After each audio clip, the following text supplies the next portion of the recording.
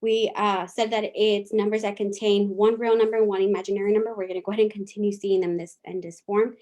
And here is what we have. So we have identifying real and non-real solutions to quadratic equations. Whenever we solve them, either if we're using the quadratic equation, like I said, completing the square, graphing, finding the square roots, we found that it had solutions like so.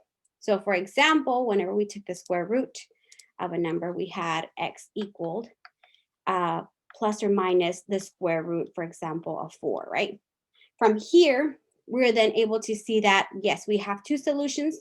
Our first solution was, let's see, which is the square root of 4 is positive 2. And also the second solution was negative 2, right? So that's 1. Another example that we saw was x equals plus or minus, let's see, positive 8. How many solutions do we have here?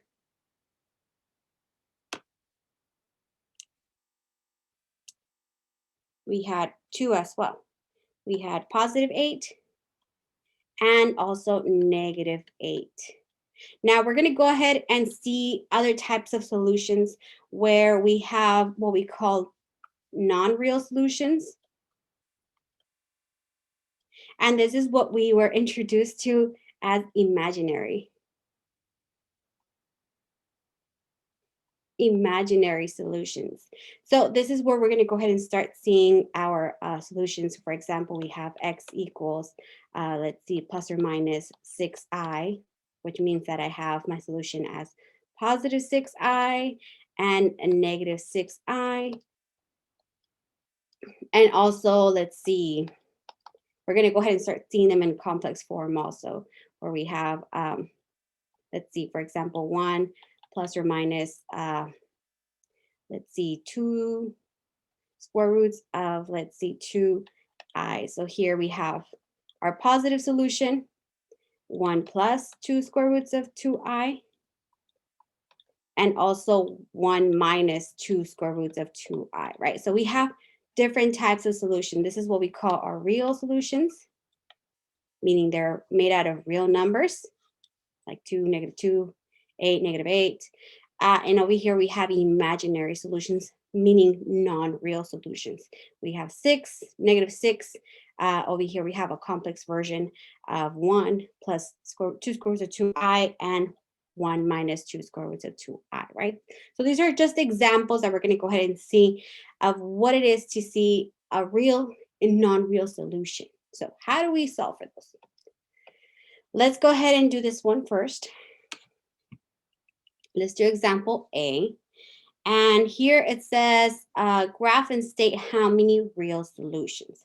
So here we have our equation y equals 2x squared plus 4x plus 1. Go ahead and write this down in your notes so that you can have it. We have here our equation and our coordinate plane. We're going to graph it first and then see how many solutions we have in regards to this. So I'll give you guys about 15 seconds to write it down.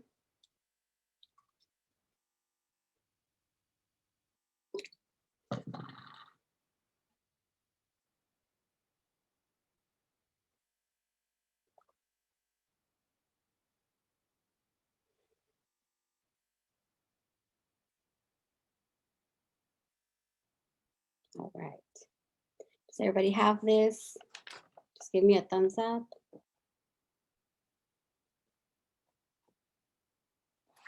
I hope that's a yes. Okay. All right, so here we go. I'm going to go ahead and first create my equation because I know that it's equal to y right now. But if you guys remember, every time that we have a quadratic equation, we need to know where it intersects that x-axis, right? So we need to make our equation equal to 0. So instead of writing y, we're going to go ahead and rewrite it so that it's 0 or 0 equals 2x squared plus 4x plus 1, right? Now, from here, I'm going to graph it, but we're going to go ahead and use a little different method, just a little bit different. And you guys have graphed these types of items or these type of examples in Algebra 1, but we're going to go ahead and just bring it back using a quadratic and another type of equation. I'm going to modify my equation by moving the constant to the opposite side of my equation. So how do I do that? Well, if it's adding 1, in order for me to do the opposite of it, I'm going to go ahead and subtract 1. So let me go ahead and subtract 1. So then my equation then looks like this. Let me go ahead and write in red. Negative 1 equals, on the opposite side, 2x squared plus 4x. All right. Now, from here, we're going to go ahead and write it again so that we're only interested on doing what we call a system, right? A system of equation where we have two equations in one graph and we see where exactly they are equal to each other, right? So my first system that I'm going to write is my my constant on the left side right here. And this one, we're going to go ahead and call it a function, another function, for example, g of x. Let me go ahead and do this in black so you guys can see it in a different color.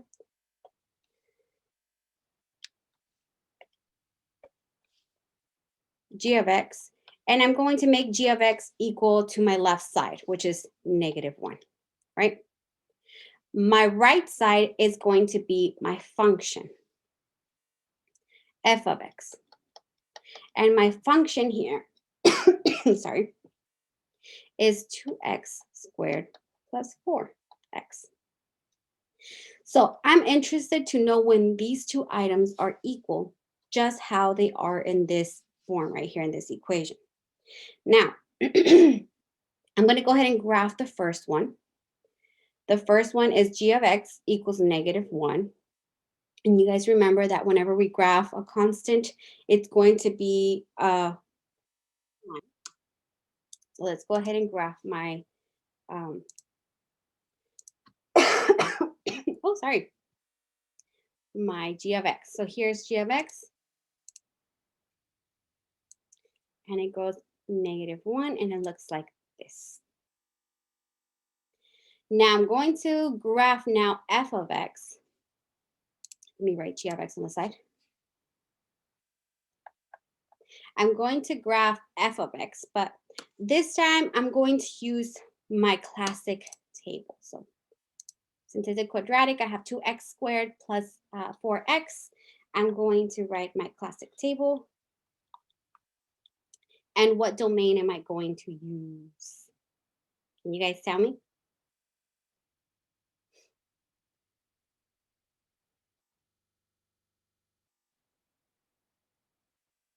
I need to see that you guys are awake here.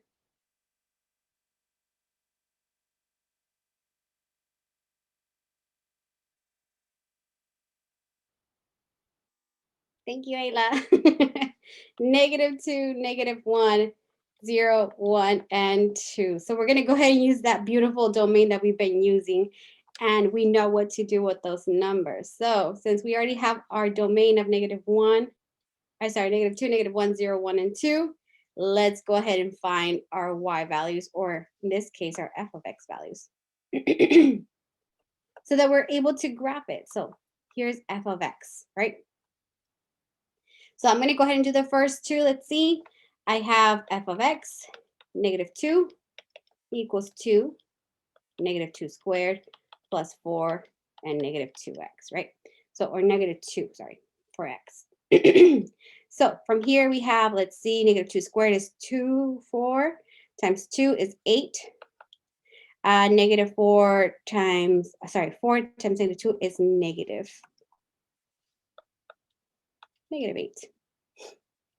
So this gives me 0. So for the first value at -2 is 0. For the next value at -1, let's see what it is. F of -1 equals 2, inside parentheses, -1 squared plus 4 times -1. So here is -1 squared, 1. times 2 is positive 2. Negative 4 square, negative, sorry, 4 times negative 1 is positive, no, negative 4, which gives me negative 2 in this case. All right, who can tell me what the value for 0x, x for x? So f of x for 0, 2 inside parentheses, 0 squared plus 4, 0. That is correct. Awesome. 0. What about for when f of x, or when x equals 1?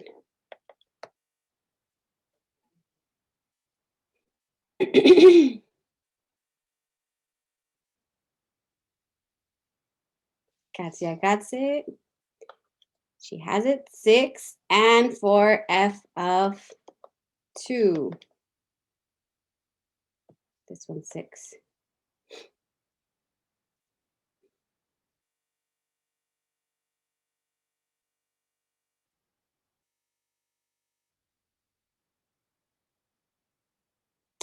$16, Jaylene says.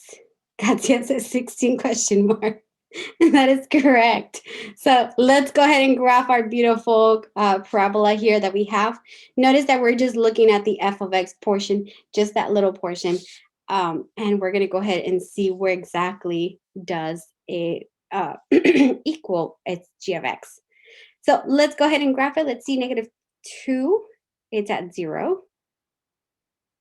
Negative 1, it's at negative 2. 0, it's at 0. And at 1, it's 6.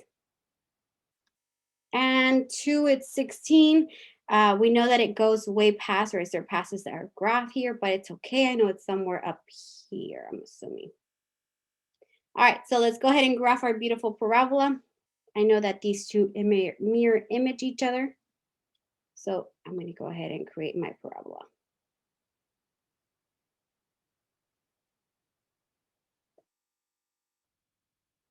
And it goes all the way up there. Okay, so now that I have created my graph, my f of x, and I've created my g of x at negative 1, we can see exactly how many real solutions we should have. I'm not going to answer that question. I'm going to go ahead and let you guys look at the graph, and I'll let you guys tell me how many real solutions do you guys think we have for this one by looking at the graph.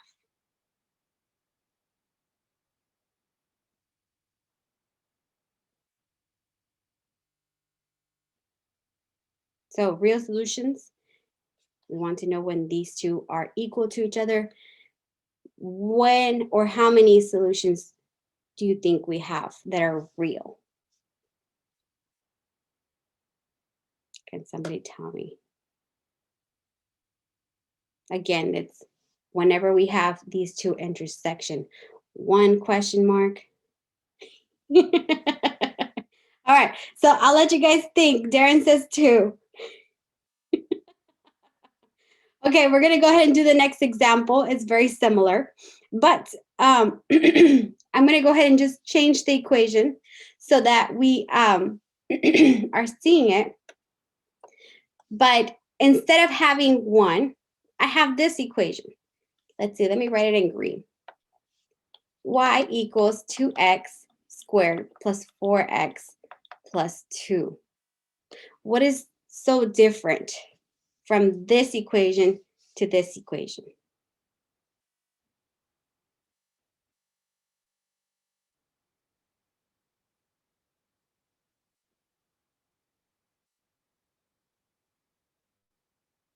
I'm adding 1. I do add 1 to both sides, or actually one side. It says G equals negative 2. How did you get that, Darren?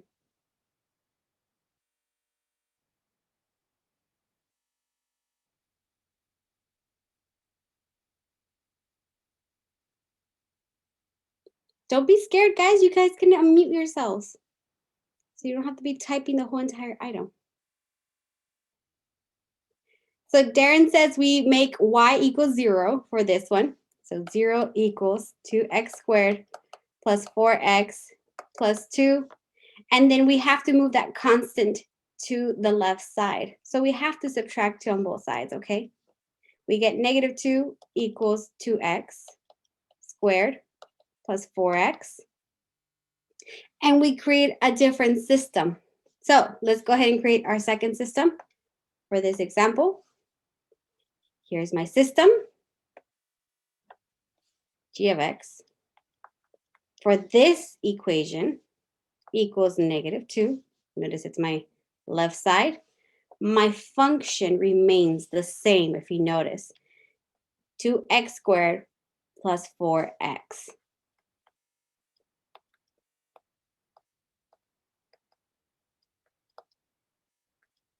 Now, if you guys remember, we already have f of x done.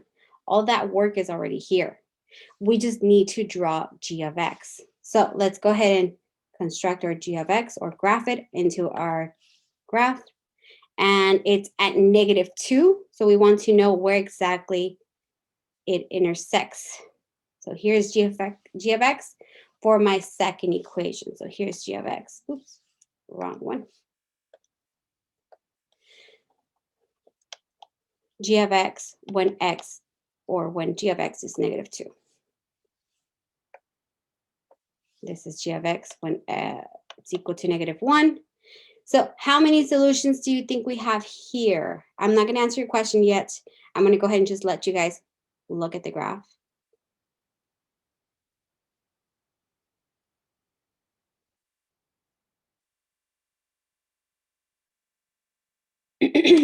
All right, so I'm going to go ahead and give you guys one more version of this equation, just one more. And I'm going to go ahead and do it in, let's see, let's do it in, we did green, we haven't done orange. Okay, so let's go ahead and do orange.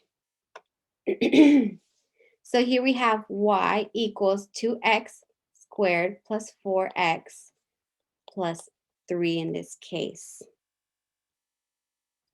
We're going to follow the same procedure. We're going to go ahead and move that constant to my left side. But before then, we have to make it equal to 0. So 0 equals 2x squared plus 4x plus 3.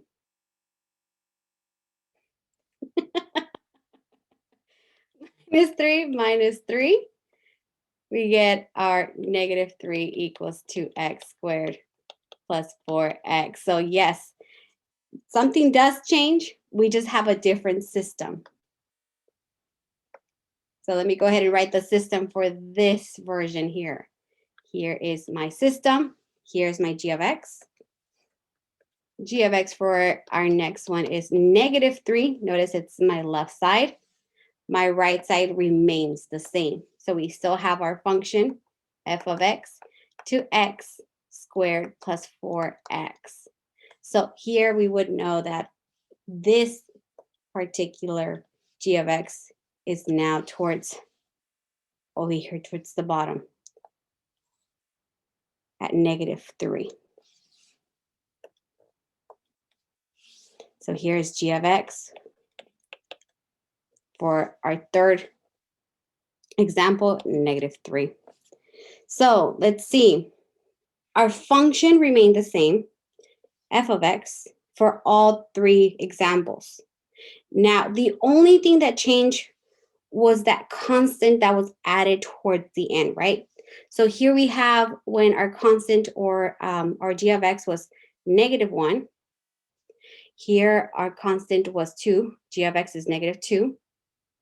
Our constant over here was 3. G of x is then negative 3. So we just moved that constant to the opposite side of the equation, and we then created a little system, right? Where we kept the function, f of x. We just saw how it shifted, right? If you guys remember, we did that last module where we were shifting our graphs. So from here to here, so for our first function, when we had g of x equals negative 1, how many solutions do you think we would have if we were to solve for their for the solutions.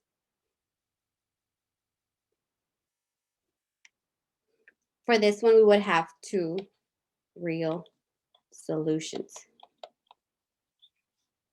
Now for this second one where our graph is, our g of x is green for -2, for this one we would have 1 real solution. 1 real solution.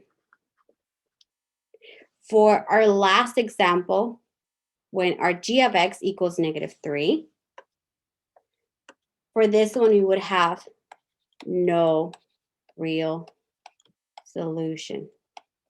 Can somebody tell me why? This one is no real solution. For our green, g of x equals -2, 1 real solution. And the last one that we had here, the first one that we did, 2 real solution. Is it because the points where it passes it by? Exactly. So there were no passing by, meaning that where this intersection, there was no intersection between the f of x and the g of x. So for the last one, because it did not intersect that g of x, there's no real solutions. Our green one, our g of x equals -2, our second example, it only crossed at 1 point. Notice here at -2. And in the first one that we created, it crosses at 2 points. It intersects at 2 points, at this point, this point. Therefore, there's 2 solutions. So whenever we do it by graphing, we're going to go ahead and separate or create our little system of equation. Then move our constant to the opposite side of our equation, create our g of x, which is a constant, and see how many times or where it intersects, how many places it intersects our quadratic equation, right? 2x squared plus 4x in this case. Any questions on this one? So this was by graphing. Let me go ahead and save an image. But good observations, guys. Okay, are you guys ready to move on?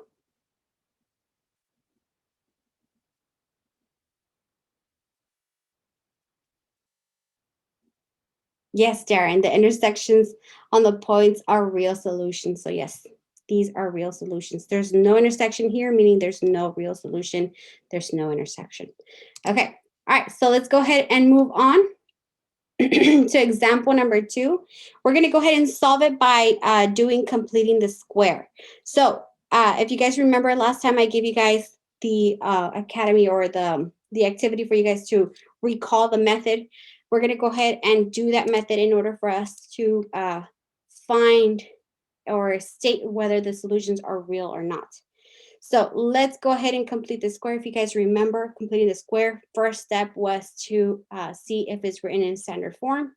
So I have 2x squared plus 12x minus 32 equals y. Yes, it's written in standard form. Make sure that our quadratic is equal to 0. So let's go ahead and change our y because we're interested when it crosses that x-axis, right? So we know that we can find the solutions. Now from here, we're going to go ahead and then see if our coefficient, our leading coefficient is at 1. So if it's not at 1, divide all the rest of the terms by that leading coefficient. So we have x squared plus, 6x minus 16 equals 0. So now, next step, we're going to go ahead and move our constant to the opposite side, inverse operation. So if it's add and subtracting 16, we're going to go ahead and add 16 on both sides.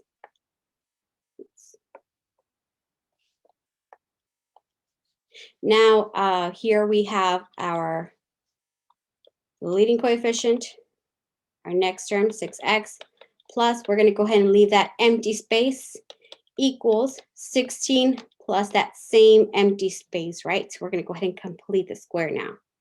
So we now need to identify our b in this case. We're going to go ahead and do that form where we have our half b squared, half of b. B here identifies as 6. So we have 6 divided by 2 squared, 3 squared. In this case, our half b squared equals 9. So we're going to go ahead and add 9 on both sides.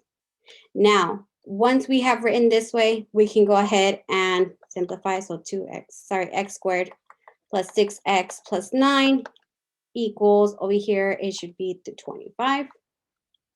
Now we can go ahead and factor x plus something squared equals 25. So what's my factor? What would this be, guys? I have x squared plus 6 x plus 9. Yes, my factor here would be positive 3. So let's go ahead and do now my square roots. Square root on one side, square root on the opposite side. I have x plus 3 equals plus or minus square root of 25 is 5. And I'm going to subtract 3 on both sides. I have two solutions. X equals, my first solution is negative 3 plus 5. My second solution is x equals negative 3 minus 5. Here is at positive 2. And over here, it's at negative 8. So whenever we do by solving or completing the square, we saw that we have two solutions. So we state whether the solutions are real or not. Here, we say they are two real solutions. All right. So we just got a little refresher on completing the square.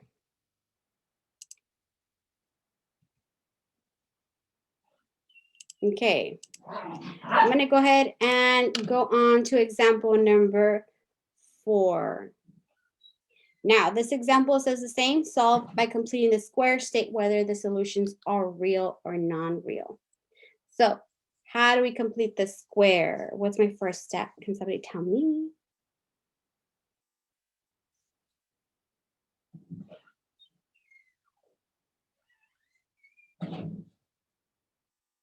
Set y equal to 0. That is correct.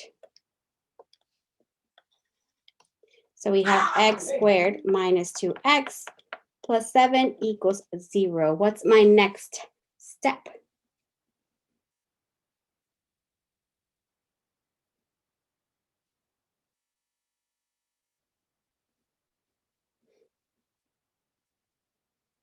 Subtract 7 on both sides. There you go. Subtract 7, subtract 7. We're going to go ahead and rewrite it so that I have x squared minus 2x plus empty space equals negative 7 plus that empty space again. What do I do next?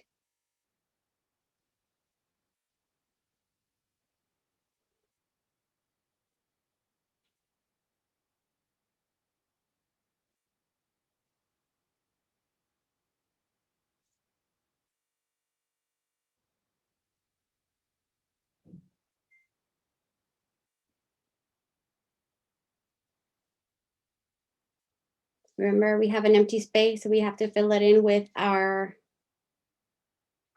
half b squared. So what's my b in this case?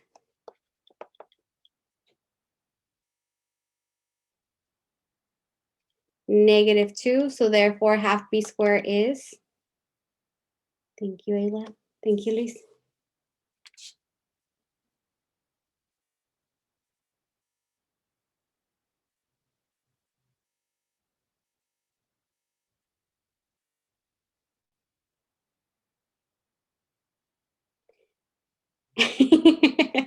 I have one question. Let's go ahead and try this one out. So we have negative 2 divided by 2 squared. Let's see, negative 2 divided by 2 is negative 1. Negative 1 squared. It's positive 1. So there you go. So we're going to go ahead and add 1 on both sides. So now that we have this, let's go ahead and rewrite it. X to the power of 2 minus 2x plus 1 equals, on my left side, I have -6. Now we can go ahead and rewrite it. -6 squared. What's my factor here? X or plus or minus what?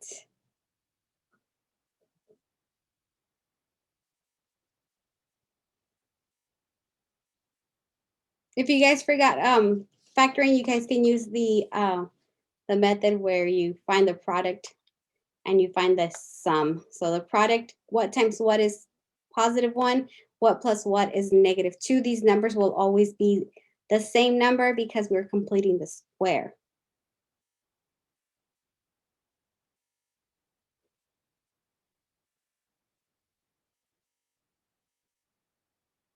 So what's my factor, guys? Somebody.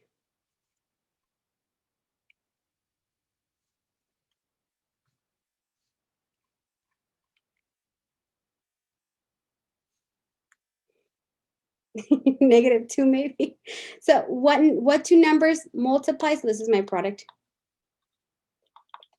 And they add, this is my sum. So what two numbers multiply to -1? Whenever you add them, give you -2, it would be -1 and -1. They have to be the same because we're completing the square. So yes, 2 and 1 and 2 and -1 do work for this, but we are completing the square, so they have to be um, the same number so that we can go ahead and have them written the same twice. So we have x -1 and x -1 again, so that we can have that x squared. So that's the strategy, or that's the purpose of completing the square. We want to write it like that. So -1. So we can go ahead and do this, watch. Square root on one side, square root on the opposite side. We have, let's see, the square root and the square invalidate each other, so they cancel each other. So we have x -1 equals, here we have plus or minus square root of -6. Now, this should ring alarms, guys. Square root of a negative number. We've seen this before when we had our imaginary numbers introduced. And if you guys remember that whenever we have a square root of a negative number, we're going to separate it so that we have square root of the positive number times the square root of -1. We want to just extract that square root of -1. And we set that negative square root of -1 is going to be I. And what's left over, we're going to go ahead and just simplify. So in this case, it's already square root of -5. Simplify to its lowest terms. We're going to leave it as is. So we have square root of 6 times I. So let me go ahead and come this way right here. X -1 equals plus or minus square root of 6 times I. We're still not isolating X. We need one more step. We need to add 1 on one side, add 1 on the opposite side. X equals 1 plus or minus square root of 6I. We have two solutions. Our first solution is x equals 1 plus 6 square root of I. And our second solution, x equals 1 minus square root of 6I. So right here, we found our solutions, right? The question is, state whether the solutions are real or not. So what do you guys think? Are they real or not real?